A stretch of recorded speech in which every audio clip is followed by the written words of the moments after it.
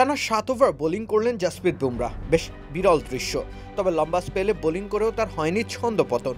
উল্টো দক্ষিণ আফ্রিকার দুই ওপেনারকে নিজের শিকারে পরিণত করেই কলকাতার টেস্টে নিজের ওপেনিং বোলিং স্পেল শেষ করেন জাসপ্রীত বুমরা। তার কার্যকারিতায় প্রথম সেশনের নিয়ন্ত্রণ নিতে পারেনি দক্ষিণ আফ্রিকা। 2 ম্যাচের টেস্ট সিরিজের প্রথম ম্যাচে টসে জিতে দক্ষিণ আফ্রিকার ব্যাটিংয়ের সিদ্ধান্ত। দুই ওপেনার রায়ান রিকেলটন ও এডেন মার্ক্রাম রান তুলে যাচ্ছিলেন প্রায় 5.70 স্ট্রাইক রেটে। ভারতের বিপক্ষে চোখ রাঙাচ্ছিলেন প্রোটিয়া দুই ওপেনার, কিন্তু তখন অবধিও জাসপ্রীত বুমরাকে খেলতে তাদেরকে অস্বস্তির মুখে পড়তে হয়েছে।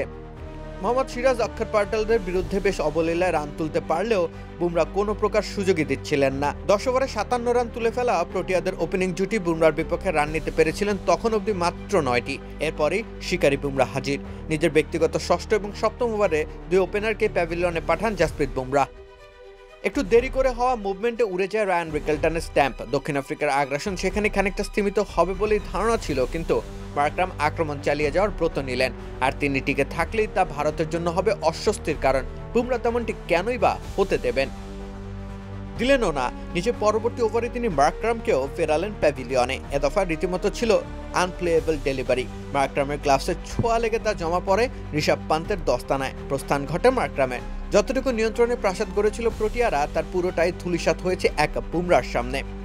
এ কারণেই হয়তো তিনি লম্বা স্পেলে বোলিংটা করে গেছেন। সুফল তিনি পেয়েছেন, উপকৃত হয়েছে ভারত।